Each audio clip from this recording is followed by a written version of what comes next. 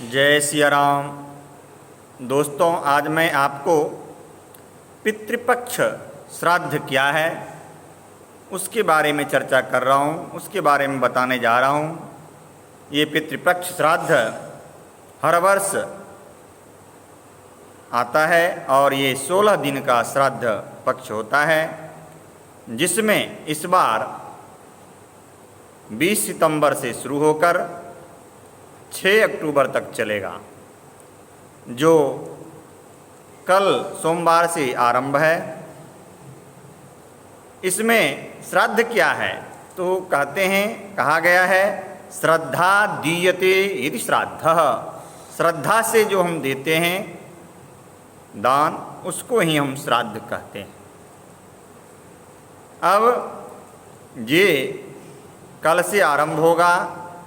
इसमें जो व्यक्ति अपने माता या पिता का श्राद्ध करते हैं या उनके कुल में जो व्यक्ति की मृत्यु हो चुकी है, उनकी यदि वो श्राद्ध करते हैं तो कल से वो आरंभ कर तर्पण करते हैं। कुशा दर्भ लेकर के कुशा से अपने पितरों का नाम गोत्र उच्चारण कर उनका श्राद्ध करते हैं, तर्पण करते हैं। और मृत्यु तिथि के दिन, जिस दिन उनकी मृत्यु हुई है, उस तिथि के दिन पिंडदान आदि करके ब्राह्मणों को भोजन करवाते हैं। अब यहाँ प्रश्न उठता है, जो पिंडदान किनसे करवाएं?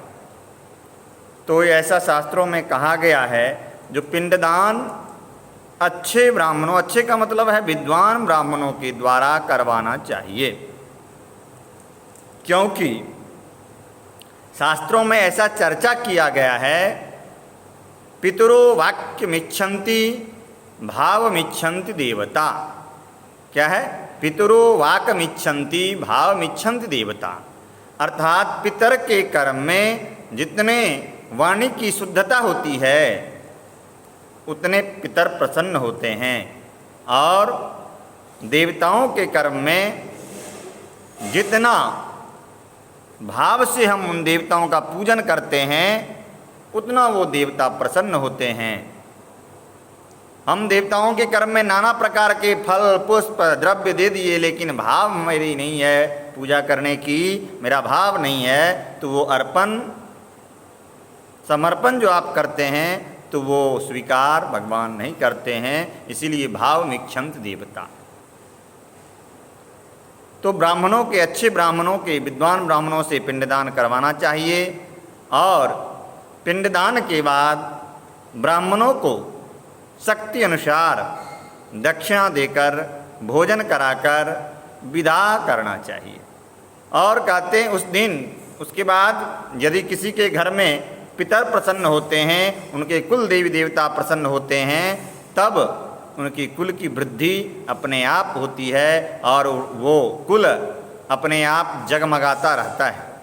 यदि किसी का पितर रुष्ट होता है, कुल देवी देवता रुष्ट होते हैं, तो वो कहीं भी जाता है तो वो उसका कार्य सिद्ध नहीं होता है। इसलिए हमें पितरों की श्राद्ध अवश्य करनी चाहिए।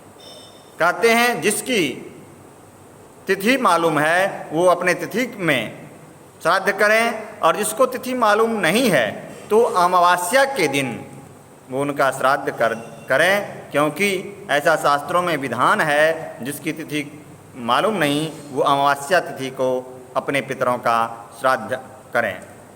यदि वो पितर प्रसन्न होते हैं तो आपको मैं बता ही दिया, वो उनके कुल की वृद्धि करते हैं, और वो जितना चाहता नहीं है उतना भी उन्हें फल प्राप्त होता है, उतना लाभ होता है। इसीलिए ये कर्म करना चाहिए। और ये कर्म जब हम करने जाते हैं तो उस दिन हमें शुद्ध वस्त्र, श्वेत वस्त्र का धारण करें, और दर्भ कुशा इत्यादि लेकर के तर्पण आदि करके पिंडदान करवाएं।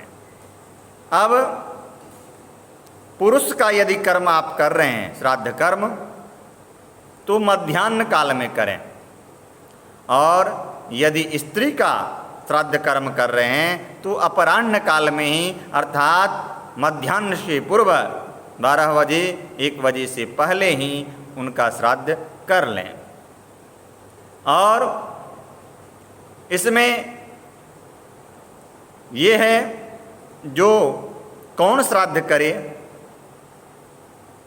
ज्येष्ठ पुत्र करे या कनिष्ठ पुत्र करे या मध्य बीच वाला पुत्र करे, तो कहते हैं शास्त्रों में ऐसा कहा गया है और व्यवहार भी है, जो पहला ज्येष्ठ पुत्र जो होता है वही इसका अधिकारी होता है और कनिष्ठ पुत्र। लेकिन सभी पुत्रों का अधिकार अपने माता पिता का तर्पण श्राद्ध करने का है। यदि वो प्रबुद्ध पुत्र है, यदि वो पुत्र जानता है उस चीज़ को, उसके पास उसका ज्ञान है, तो वो अपने पितर का, अपने माता पिता का तर्पण पार्वण इत्यादि कर सकता है।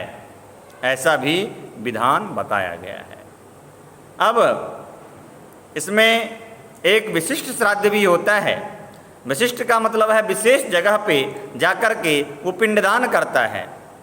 जैसे बिहार में गया श्राद्ध, ये गया श्राद्ध प्रसिद्ध है, वहाँ जाकर के लोग अपने पितरों का ध्यान करके पिंडदान करते हैं। हरियाणा में कुरुक्षेत्र जगह है, कुरुक्षेत्र के पास पिहवा जगह है, उस जगह पे जाकर के ये श्राद्ध पिंडदान इत्यादि करते हैं। उत्तरांचल उत्तराखंड में हरिद्वार में जाकर पिंडदान करते हैं, प्रयाग में जाकर पिंडदान करते हैं। कहते हैं वो पिंडदान विशिष्ट जगह का विशेष महत्व होता है। और जैसे राजस्थान में जाकर के अजमेर पुष्कर में जाकर के पिंडदान किया जाता है और लोग करते हैं, इससे वो पितर प्रसन्न होते हैं और विशिष्ट जगह का विशेष महत्व होता है। और वहाँ जाकर के, वहाँ भी यदि आप जाते हैं तो वहाँ भी आप चाहें आपसे जितना हो सके अच्छे विद्वानों, अच्छे पंडितों, पंडा इत्यादि से श्राद्ध करवाएं। यदि आप ऐसा करते हैं तो आपके घर में, आपके परिवार में सुख, समृद्धि, धन, धान्य, पुत्र, पौत्र इत्यादि से भर जाता है और आपको अंत में मोक्ष की प्राप्ति होती है। इस प्रकार से आज मैं आपको श्राद्ध की विशेषता एवं महत्व को बताया। जय सिया राम।